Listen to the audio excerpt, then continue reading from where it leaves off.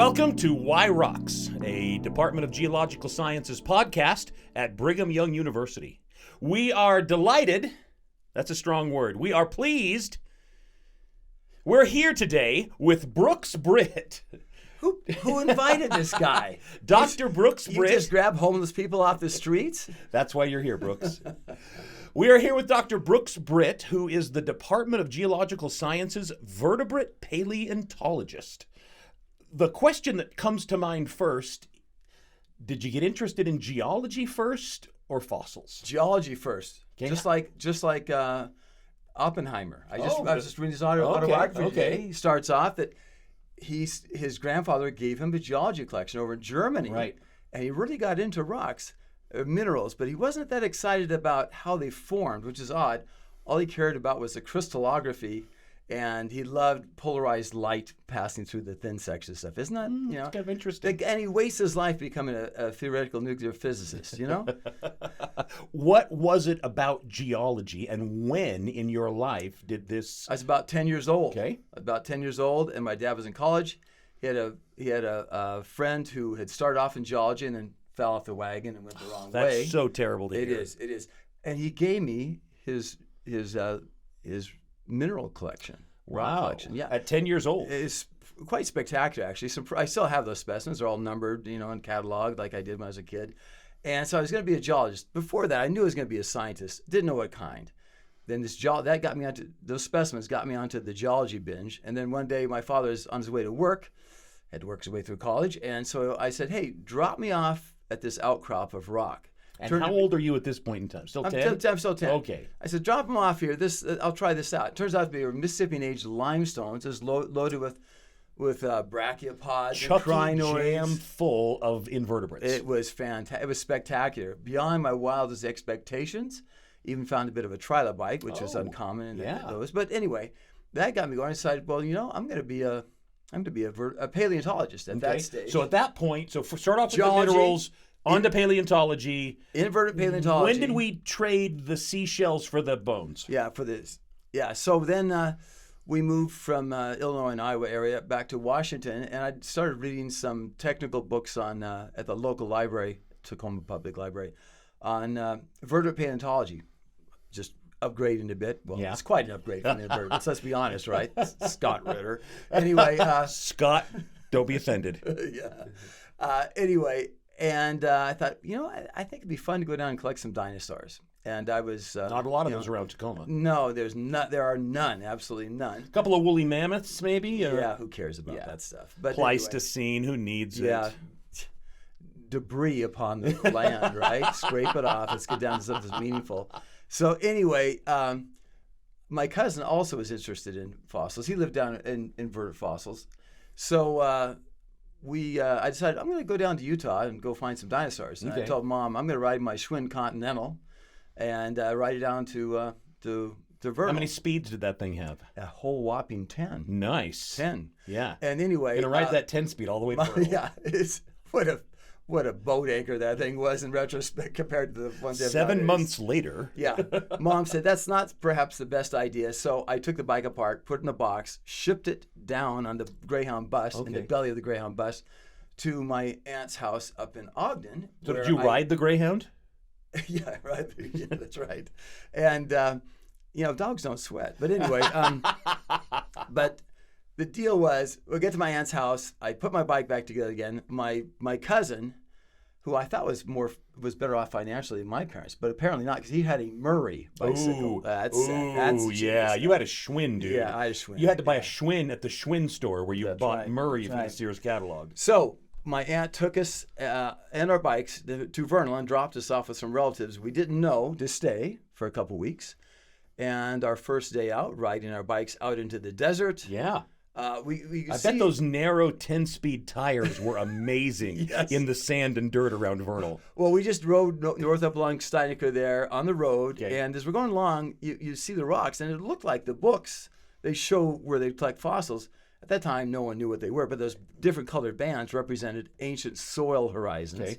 So we're going along through the Morrison Formation. We're knowing rocks of the right age, and we we went off, and actually, I almost made a big mistake in my life there. First, we were going to go off and look at some archaeological sites. Ooh. My grandfather's... That's a close call right there. I know, that was a narrow miss.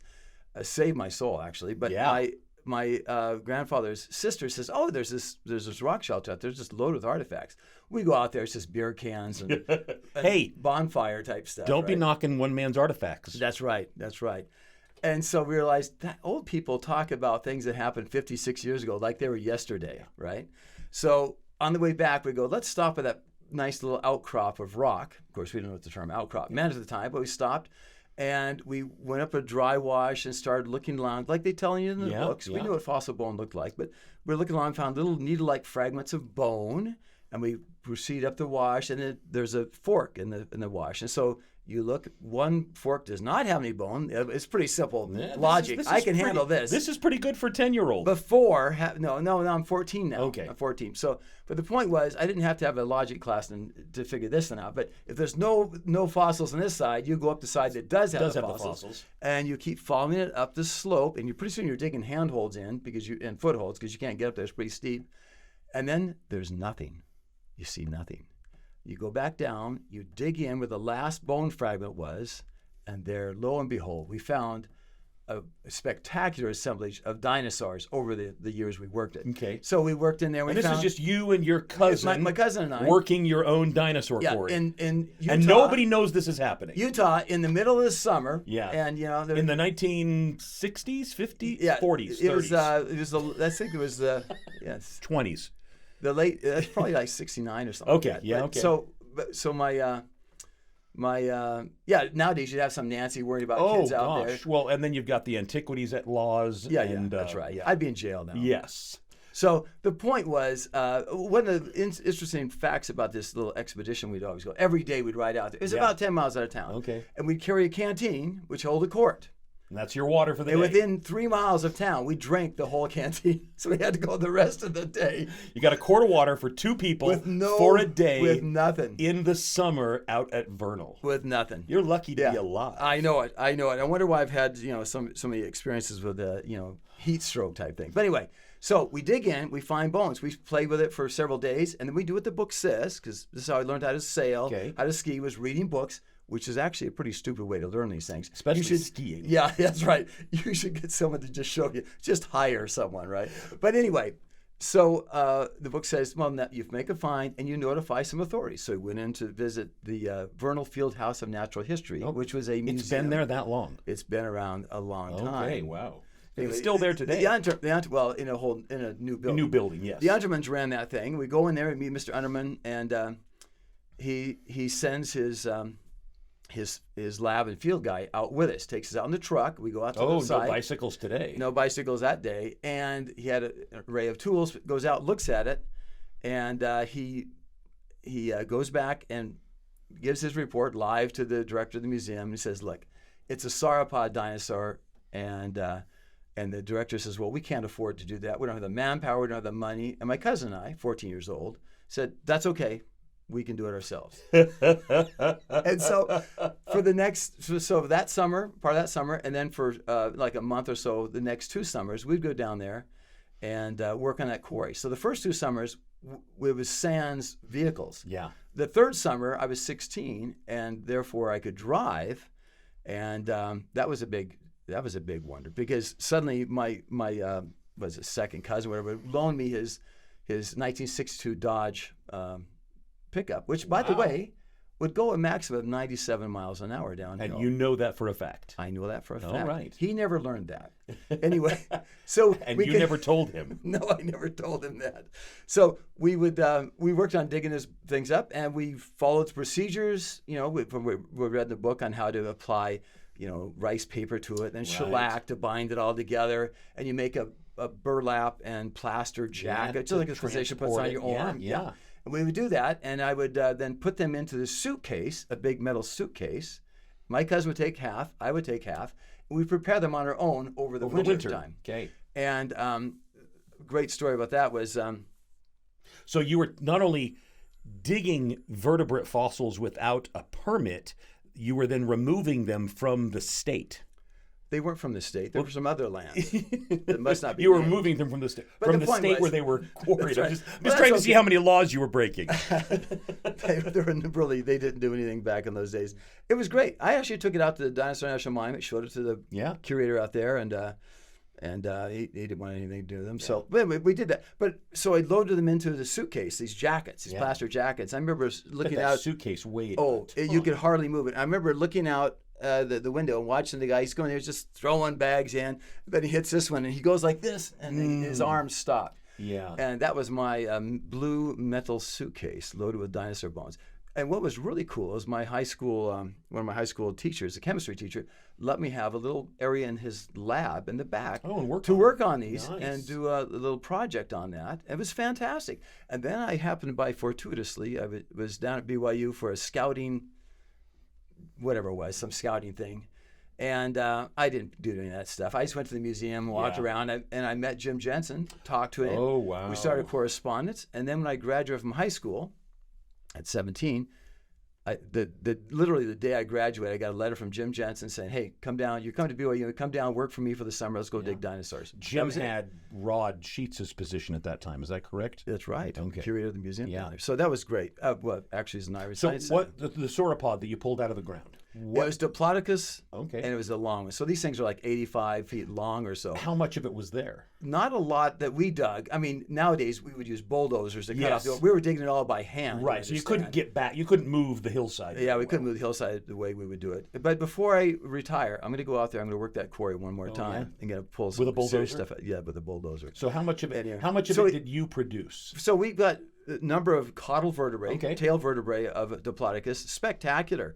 And they're brown, they're nice, rich brown, which means they're pretty darn radioactive, actually. Very nice. Yeah, you can put slice, you kind of so that, and I turned. And you were transporting these on public transportation. That's right.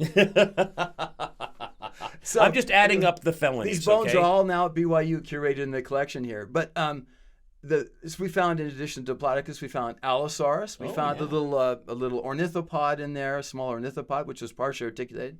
That was quite the find. And, Was it? What was the deposition? Why did the bones come to that location? the bones? I haven't done a taphonomic study of this site, but they're in a stream channel. Okay. And so they've been entrained in a stream channel, and it was a diverse assemblage of dinosaurs, which means they likely died in a drought. Gotcha.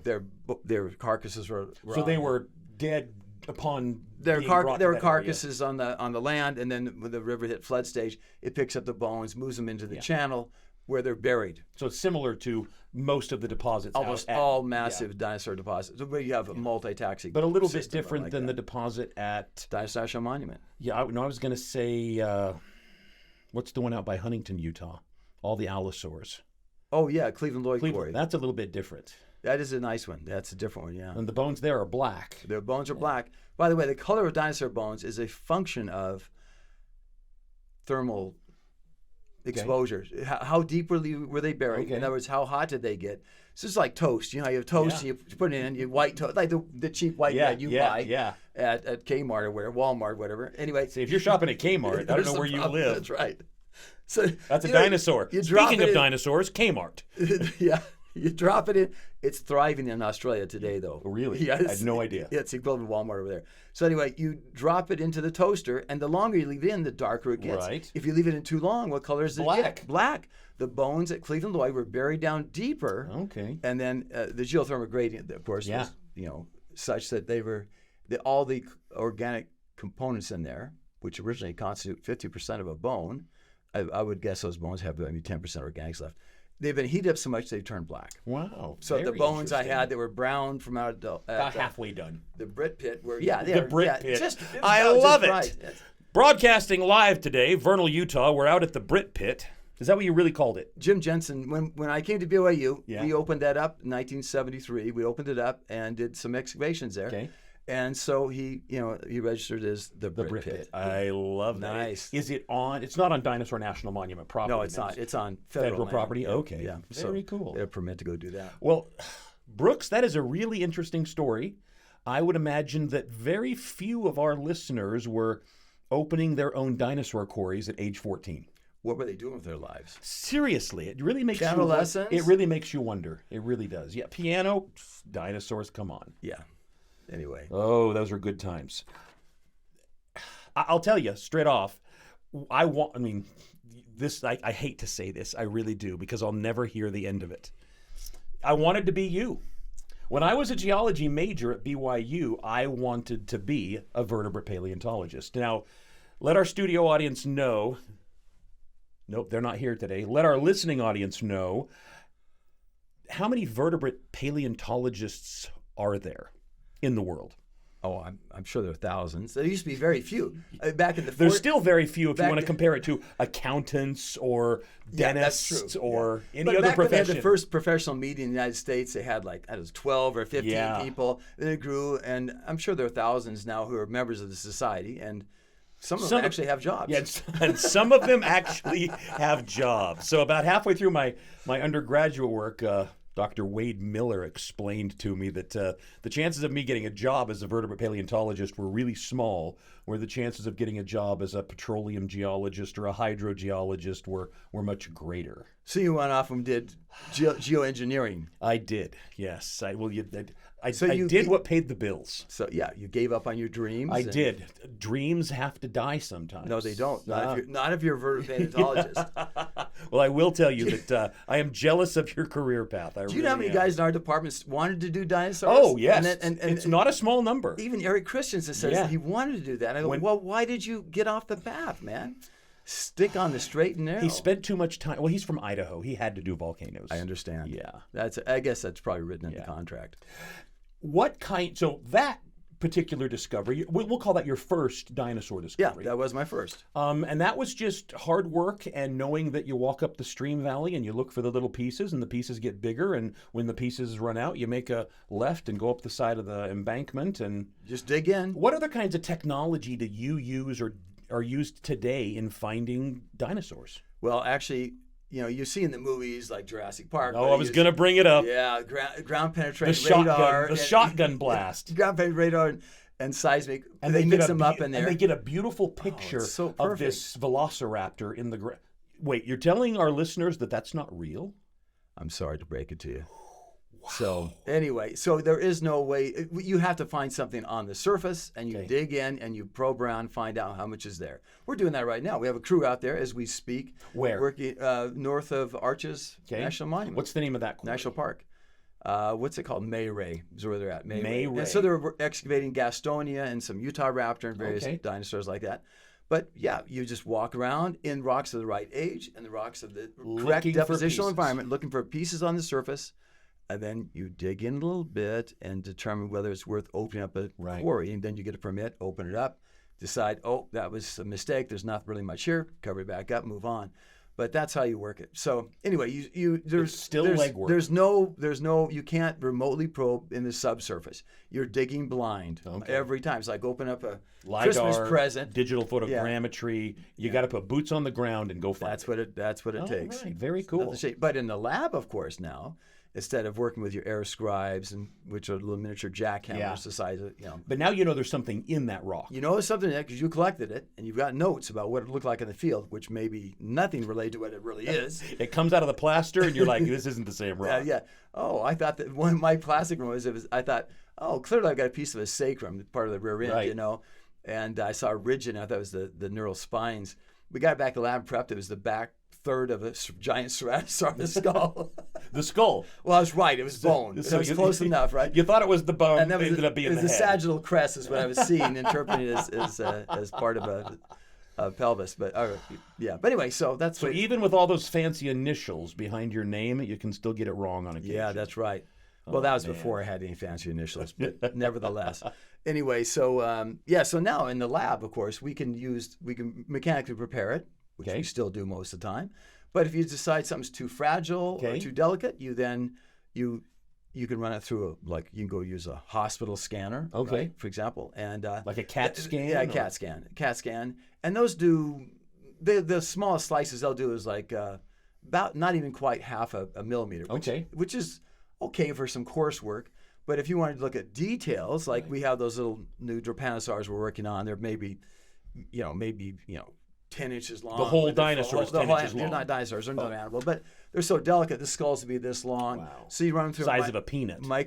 you run them through a micro CT, which will do like 1,000 slices per inch. Oh, wow. And so then you can go a lot more detail. You can actually see details. You can see if you're doing modern tissue, you can see the individual cells in those, right? So the point, or any higher resolution than that. But the point is, by doing that, then if you go through each slice and you pick out what this is bone, this is rock, this is bone, this is rock, and you use the computer to assemble it in 3 dimensions, you take the whole animal out, extract it digitally while it's still in the rock. In the rock, yeah. How hard would it be to physically extract those little delicate bones from that rock? It'd be impossible. Yeah. It'd be impossible. So this technology. So you expose them on bas relief. Just say here's the extent of the animal, and you get the rock down to size that'll fit through one of these micro CTs. And then you head to the hospital. Then you send those off to somebody that has a micro CT. We have one here at BYU too. You run through the micro CT machine, and then you do what's called segmentation. That's where you say this is bone, this is rock, and then you assemble the whole thing. Life Sciences has a micro CT. Yeah, they do. Really? Yeah. Very good. It's for rabbits and mice and stuff I thought that. they bought it so you could use it. Yeah, I wish they had. So I do use it, but it hasn't got the cool. oomph to go through the rock like you would like. So what's your favorite Jurassic Park movie? I would just say the first one. The first one? Yeah. Just because it was so different. And it was based on Michael Crichton's book, which was based on partially on people that I knew. Right. You could tell reading what their quirks, with characteristics, where you knew exactly who it was, even though they changed. Jack Horner, and so on and so forth. They all made their appearances in that. Yeah. In that, so, yeah. So what's your favorite part of the story? We could say from the book or from the movie, your call. What part of it do you like the most? What's the most realistic? The best science? I guess just the awe they see when they see the dinosaurs alive. I think that's sort of that's a good one. Yeah. What's the worst part of the movie? What's the part of the movie that when you watch it, it just makes the hair on the back of your neck dance because it's so wrong? Yeah. It's like where was the scientific oversight when they wrote that part of the script? They show good-looking paleobotanists. I've never met one. No. I used to work with Don Tidwell, and I go, I've never seen a paleobotanist like that, and he was an old guy. I just give him a rash. But anyway, no, I don't know. The velociraptors being so big, right? I mean, in reality, their butts this far off the ground. Yeah, big turkey. And here they show them, 6 foot tall and so on and so forth. So and everyone thinks that's how big they really are. But anyway. Not a velociraptor, but there are some raptors that are that big. There are, like Utah raptors. And Utah raptors, which was found by Jim? Yeah, it's found by multiple people, and Jim Kirkland named it. Yeah. Okay. So that's Jim a spectacular. Kirkland used to be the state paleontologist. He still is. Oh, okay. Yeah, he still is. Yeah. Anyway, so yeah, Utah raptor is great. We've got a student working on Utah raptor right now. How many quarries does BYU produce material from? I don't know. We have a special database just for that. I have no idea how many we've got. Lots. Yeah, quite a few. Because we've been, Jim Jensen started here about 1962. Okay. So someone's been out there working, whether it's in Pleistocene deposits like Wade did, or like Rod and I working primarily in the Cretaceous, although now we're working in the Triassic with the Saints and Sinners quarry, which is the best quarry I've ever worked at. So by far, hands down. What's the depositional environment of the Saints and Sinners quarry? They were not even looking. It was a couple of colleagues of mine, Dan Shurey and George Engelman, were out looking for tracks in what's now called the Nugget Sandstone. Okay. It's Aeolian-nites. It's dune, giant sand dunes. Kind of like the Navajo. Hundreds of feet tall. Yeah. And so they're walking around at the very end of the field season. They look across a little mini canyon. And they go, that looks odd over there. They could see something that didn't look like dunes. So the next year they went out there, and as soon as they walked in there, instead of seeing tracks, it turns out it's a lake deposit. Okay. Instead of seeing tracks, they saw bones everywhere. And then they let me in the team, and we've been working on that quarry for a number of years. And we've got, I think it's 8 or 9 different animals from there. So most are not dinosaurs. What do you produce from there? We produce a little thing called Trypanosaur, which is about that the little long. one. And it's a crazy little animal. Working on getting that one named. Little reptile. Yeah, it's a basal diapsid. Not that anyone cares about that, but that's what we think it is right now. It's an enigmatic group, and the one we're working on has a head like a bird. Okay. Has a beak in the front, but in the back he has pretty good sized teeth, probably insectivore, and He has large eyes, looks like a big brain case. It's really crazy. It looks like a bird head. Matter of fact, someone found a relative of this and thought it was a bird from the Triassic. Really? Yes. Shankar Chatterjee worked on that. So, and you can see why you would think it was a bird. It looks like it. But then the other thing about this is it has arms like a mole, huge hands for digging. Grabbing and digging. Yeah. And the scapulae go, instead of being on the back, they come up over the neck and they reach way up high above it and articulate with some vertebrae. But the other thing that's really strange about it is the tail ends in a claw. That's a little odd. That's a little odd. Are we sure we're not just pulling a Gideon Mantell with this and putting the iguanodon's thumb on its head? They've nailed it. Some vertebrae are modified into a claw that. Interesting. Anyway, so it's used to anchor itself. So that's pretty neat. That is. And then we have little things called Sphenasuchians, which are basic crocodilomorphs, some of the earliest ones known. Because this thing goes back to about 205 million years old. The latest part of the Triassic. Okay. The little crocodilomorphs, and we don't know how big they got. We have a bunch of juveniles, but we have about 80 or so of them. Wow. 85 or so individuals. So pretty good spectrum, pretty good sample. And some of them are completely articulated, head from the tip of the nose to the tip of the tail. All bones intact. Ranging from about this long to about that long. So from aquarium size to feed a family of 4. Yeah, that's right. Okay, very that's nice, right. very nice. So, and then we have a bunch of other little guys, but we have 2 dinosaurs in there. One's a coelophysoid, which is like coelophysis. Okay. And we have skulls on that that range from, 10 centimeters all the way up to 35 centimeters long. So we have a good ontogenetic series, and some of them are partially articulated or at least closely associated. So we can put these whole animals together. That's really cool. Yeah. No, because generally, most finds are not so articulated. Right. They're much like my interviewer here, that not so articulate. But anyway, yeah. I had to get that in. You knew that was coming. You did. He's got to. Yeah, it's okay. I've hidden things in his office. It's not a big deal. Yeah. So you mentioned that one of the critters you're finding out at Saints and Sinners is bird-like. Well, just the head. Just the head. But it actually has a keel on the sternum, which is quite also interesting. bird-like too. Because pterosaurs are flying reptiles, right. And birds have a keel to attach those strong muscles to.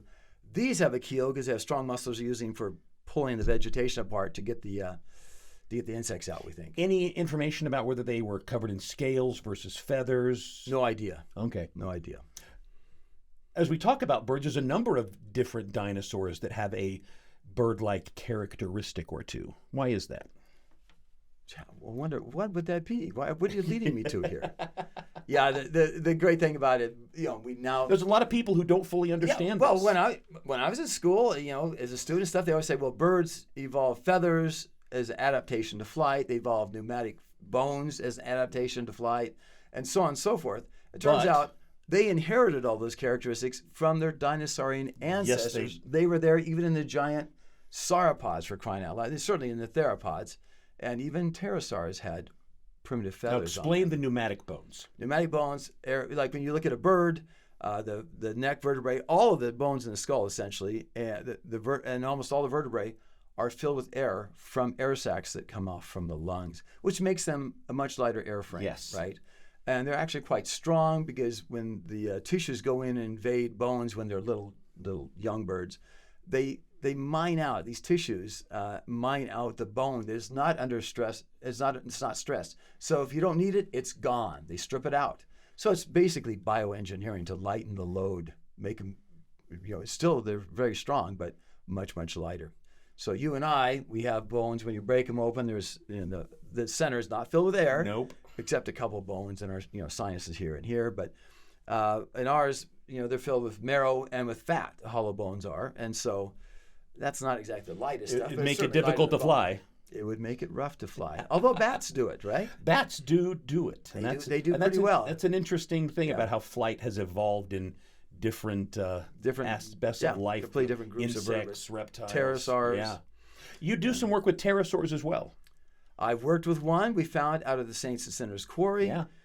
Named it Celestiventus, or we would say it's Celestiventus, which means divine or heavenly wind. So the divine heavenly wind from the Saints and Sinners quarry. That's right. Okay. And actually I have a daughter named Celeste, so I worked that into Oh, I see. But I have 5 daughters, and only one has an animal named after her. How do you think that went? I was going to say, you've still got a couple of years. You need to go find some more. I know. I've been told that every time. But by your other 4 daughters. The other 4 Yeah, daughters. okay. I'm just, But anyway, so that it's amazing. It has a skull that's this long. It's 18 centimeters long, and it's wicked. It's got 4 different types, dramatically different types of teeth. Big spikes, some big cutting blades, and it's got a whole bunch of smaller little blades and all. It's made for eating tissue. And in addition to those killer teeth, by the way, it's really closely related to Dimorphodon. It's the closest relative of Dimorphodon. So people who think they've been traumatized because they were bit by a goose have no idea. Yeah, that's right. I mean, the spike-like teeth and the things are inch long. They're not inch long, but they're a centimeter and a half or so long, or 2 centimeters long. So, in addition to those teeth, on the lower bill, there's a process that sticks off, which we know this from other pterosaurs that have soft tissue preserved. It has a long spike-like bill thing on it. Okay. So they can come along and go under the animal they want to get. And they just flip it up in the air. Oh. And then grab it in the air. It's called winkling. Nice way to hunt, huh? Yeah.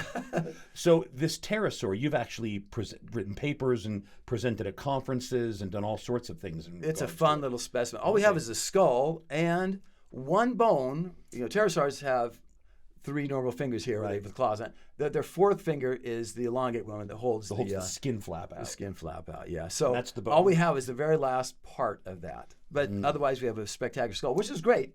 A skull's, if you can only have a couple bits and pieces, the skull's a good skull. thing. That's where you want to start. And this is kind of what led you to be interested in pterosaurs. Just for a second, there's a lot of people who will listen to this who were students at BYU back in the day, or even maybe some of our current students. Tell us about the bones under the football stadium. Ah, the old bones under the football stadium story. Because everybody knows about the bones under the football stadium. Yeah. What did we used to see? Was it 65,000 people in that stadium? Yeah. What is it now? I think it's closer to 80 now. Is it? Okay. Yeah, so under the east wing of the stadium, we Jim Jensen lined up an agreement to use that area. It was fenced and all, to put the bones, the big bone jackets, sometimes weighing a couple Still tons. in the plaster. Yeah. Still in the plaster jackets. And it was spectacular. 7,000 square feet over there that we had fenced out. We had a giant forklift, World War II surplus. Literally, the steering wheel of that was like almost a meter around. And you would just work. I was going to say, it had great power steering, yeah, right? no power steering. So anyway, we would move those blocks around. They're all arranged in rows. You can go and pick out anything you want. It was a great arrangement. But then somewhere along the line, someone from athletics said, we want to put in a nice little restaurant-y thing and a restroom in there. And so then they bought that space from us, basically. And that we got money for that? They gave us a part of it, the addition to the building. Oh, is that the horse trading that went on? That's the horse trading, yeah. So anyway, so we put in that 2-story building that allows us to store everything in there. Now, all those bones were in the stadium, all except for maybe 1 or 2 blocks or something, had been prepared. But that was a great place to store the bones because it was perfectly protected from the elements. Okay. And you could use a giant forklift to pick up these blocks to the size of a car, literally, right? Some of them were the size of a car. Yeah, pelvis out of a Supersaurus. Supersaurus, yeah. That would, let's see, how's that 6? That was 10 feet tall. Yeah. Including the bones from down below. That's a huge chunk of rock. Scapula was 12 feet long. And it's 9 foot long. 9 feet. Yeah. Anyway, so those are all that we no longer have that storage space. Wish we did, but now the storage space we have is actually built attached to the museum. Attached to the museum. And we don't put any unprepared stuff in there. That's only for things that have been extracted from the rock. We have another building we store. So where do we store the jackets at? We have a big Quonset hut, really nice air conditioned unit that we have a forklift in there, and we same pallet. forklift. It's like going into Costco. Pallet racking to the sky, and you drop them on there, and they have ball bearings, so you keep stacking 3 or 4 deep. It's really nice. Very nice. Yeah. Go down and say, we need a piece of, we're looking for some block from Saints and Sinners. We go down there, we know what shelf it's on, we pull off the pallet, bring it to the museum, and start working on it. Okay. What's your favorite dinosaur? It's usually whatever I happen to be working on at the Really? time. So you're that fickle? That's how fickle it is. I am. It changes, right? But I should say Diplodocus because that's the first. That's the one you found, right? So Britt I should say Corey or Britt Pitt. The Britt Pitt. So anyway, but I like. Do you know how many people that are listening to this right now that are trying to find that on the internet? Where's the Britt Pitt at? Yeah. Anyway, so but it really is what you're working on at the time. You get all excited about it. You're imaging it using I can see latest technology. Right now, another thing we're doing inside it, we were just taking photographs of bones, which works really well. but it's quite time consuming. Then we started doing photogrammetry of bones, so you can make a 3D model of it that has the photo with it. But then we just got lazy, and we bought a honkin' big 3D scanner from Faro, and you can scan a complete bone in like 10 minutes, and you've got it in there in 3D space, and then just move to the next one. It's and then fantastic. can you feed that file like directly into a 3D printer and crank out sure. a Yeah, we do plastic that all one? the time. Oh, yeah. wow. Very Yeah, cool. so you can, like, we've got... Is that what your kids get for Christmas? Is 3D printed bones of things you found? It's not a bad idea. I'm just trying to save you some coin. We got a student right now, Colin Boisvert, and these big vertebrae, he's working on Paleontology vertebrae, and some of them weigh like 150, 200 pounds, and he's working on how you hook them together to see the range of motion in life. And you just can't do that with the big bones. So we scan them, print them off at a small scale. Instead of a vertebrae being this long, a meter long, we print it off maybe 12 centimeters long or something. Print that off, and then we can articulate them and put it into a motion sensing system like they do for those when they make the movies with the with the dots. Yeah. So that we use that system. See how they moved or how their limbs What's are the range of motion? articulated. It's actually, we can see how it moves, but then how do you quantify the movement? Right. How many degrees is that? So by putting it into that special system, you can then actually measure the angles easily. And is that how they come up and they say that T-Rex could run 25 miles an hour or something like that? They've got. Or that's just guessing. Well, no. They've got different calculations. Yeah, T-Rex is not nearly as fast as you would see it in perhaps a movie. Now you haven't your professional career. You haven't always been on the faculty at BYU. I have not. Where were you before coming to BYU? I did my PhD at the University of Calgary. Okay. In Alberta, and I worked. Canadian dinosaurs. That's right. Hey. I worked with Phil Curry up there at the Royal Ontario Museum. Okay. Great experience, great people, and the world's best dinosaur museum, let's be honest. It really is spectacular. So then from there, I went down to Museum Western Colorado. I had a paleontology museum. Okay. Worked there for 5 years, and then I jumped up to Ogden to design a new dinosaur museum up there. And just as I got it designed and started putting exhibits, then BYU, the job opening came over. Okay. And I came down here. The museum up in Ogden, that's the one that has the Models walking outside. path and the models Yeah. outside. So were you involved in all of that? I only did involve a couple of models on the outside. But built the museum was what I was involved with. The museum's up there. How does working at a museum differ from working in academia? Well, if you're just at a museum, you're not necessarily teaching anybody, right? Okay. So if you're in the academic world, you would be expected to teach usually. And so you have you have to do research, you have to do teaching, and then play well with others, I guess, right? Then how are you still here? I don't know. So at the museum, you're just playing with the bones. At the museum, you focus on the exhibits, you focus on research, And publishing. But here, like all museums at universities, you're usually doing a bit of both, right? Well, that sounds like a And that's fun. Don't you love teaching? Yes, it's the best part of the job. It's spectacular. It is. It's totally the best part of the job. It is the best part. Of the job. I'd hate to have to teach something else like English or, that would be a bad day. That would be rough. For you, it'd be a worse day for the students. It would. It's bad enough for them when they have to do geology. Utah is kind of famous for its dinosaurs. Lots of dinosaurs in Utah, eastern Utah, western Colorado. Most of that is in a layer of rock called the Morrison Formation. Why is the Morrison Formation so, to quote Dr. Tom Morris, Chucky Jam full of dinosaurs? Well, it's not just the Morrison. Let's just make it more broad. Okay. So the formation over top of that, the Cedar Mountain Formation, is also full of dinosaurs. Okay. And we have some Cretaceous that are full of dinosaurs. Here's the deal. Okay. Dinosaurs lived on every continent. Even Antarctica. Even Antarctica. But Antarctica is covered with ice, Dr. Britt. No, it's not. There's some parts that are not covered. Anyway, so they thrived on all continents, right? Okay. I mean, back in the Jurassic, there were forests growing down Antarctica, right? Yeah, Antarctica was part of Pangaea, and it was closer to the equator. Antarctica was it's still over the South Pole, but it was so much warmer. It was part of Australia and all, and we've actually described some plants from down there, and they actually have, well, I guess I diverge here. He But you can diverges. see the fossil forests are so well preserved. Yeah. You can see here's where this tree grew, here's where this fern grew. You can then reconstruct the based on the the stumps of these things down there in Antarctica and some in New Zealand as well. But there are other Jurassic or But let's Cretaceous go layers back. of rock Let's go back to that don't have a lot of why fossils. do we have so why is Utah so famous for its dinosaurs? Let's be honest, right? And mammal fossils as well. Oh, yeah.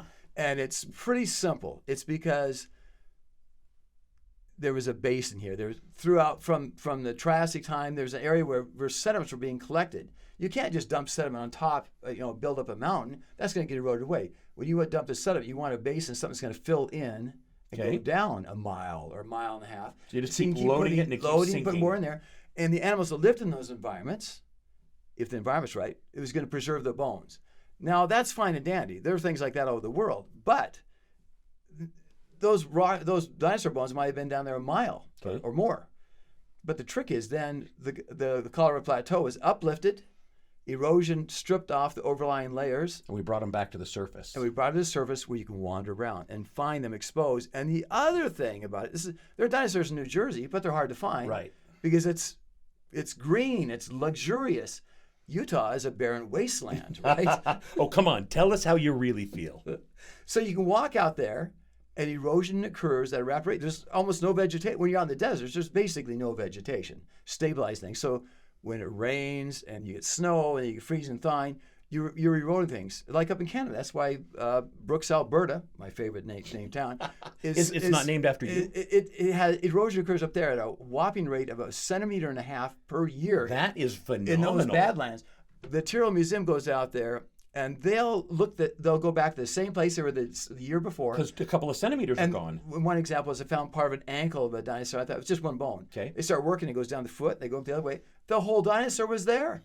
And the year before, they had not seen it. You have to be able to see it at the surface. Where if they missed 10 or 15 years, half of it could be destroyed. Well, you would have lost a bits and pieces of it. Yeah, but so Utah had some big basins that filled with sediment through deep time. Then these strata were pushed up, erosion occurred, exposed them at the surface. Now we can find them, and they're not covered with grass and with trees, right? That's the trick. Yeah, we don't have a lot of fungus eating stuff. And yeah. Well, it's just that you got to see them. You have to see them. Everyone thinks, well, why do dinosaurs always live in the desert? Well, those weren't deserts usually when they were living there, but it's a desert now.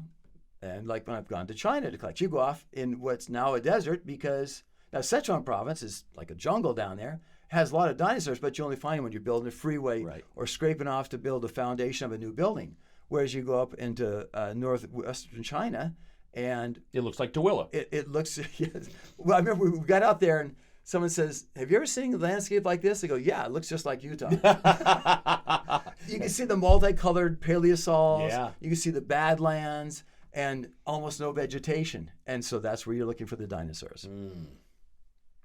We recently went on a historical geology field trip to Great Britain. Spent some time in Scotland and in England.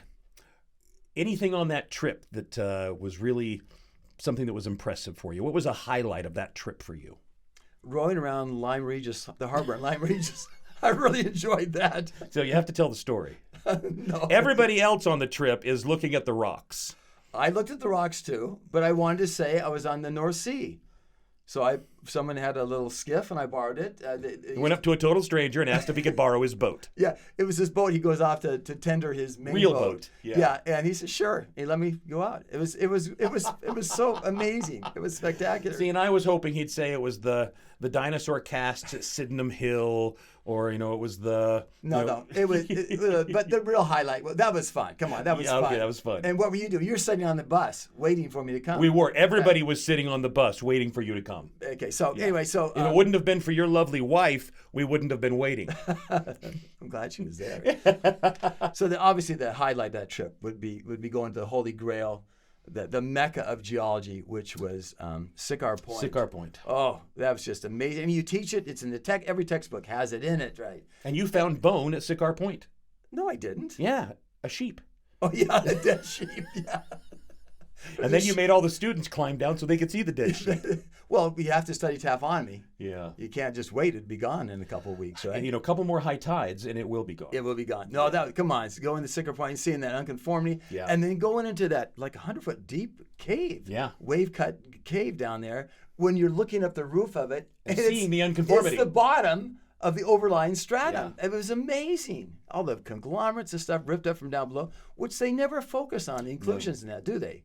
They really should. No, not really. No, and it's spectacular. I mean, you see, here's a well lithified sandstone, and it's vertical, and then you see a chunk of it right here, broken off and buried in situ. That's Law of amazing. inclusions. A lot of inclusions. Well, geology is an inclusive science. It is very much so. If you had one piece of advice, maybe two, if you feel like you got to be wordy about it. If you had one piece of advice to give to somebody who's thinking about majoring in geology, what would that be? Do it. Just do it. But why? Why should somebody major in geology? Well, my question is, why wouldn't they major? Right? I agree with you 100%. Right. This is not a question that should be asked. It should, but anyway. But anybody with enough brain cells should just automatically know I should be a geology major. Do you like being in the outdoors? Or if you want to, you can be in a lab all the time, right? Or you can split your time. You can split your time. You can make lots of money, right? If you want to. Depends what field you go into. Have cool rock collection. And gosh, I can't imagine not majoring in geology. The field trips, not just here in the state or surrounding states, but the Hamblin Global Field Trips, which the one to the UK was, right? Yeah. Italy, India. And then this knowledge you gain while you're here allows you to go get your master's degree and then go off and get a phenomenal job, whether it's in environmental geology or energy related.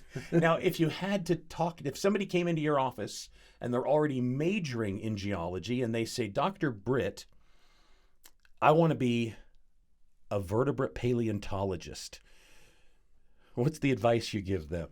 I still say do it. I mean, listen, I'll tell you a story. I thought this was amazing. This is related to another major. My buddy and I, we came down from the same ward. We were here at BYU, and I already knew what I was going to do. He wanted to be a marine biologist, and we walk into the basement of the Woodsoe building. Okay. We go down and talk to Dr. Braithwaite, right? Who is a geologist, right? 2 degrees in geology, and he was teaching biology, right? Because they wanted him over because there. any geologist can teach biology. Sure.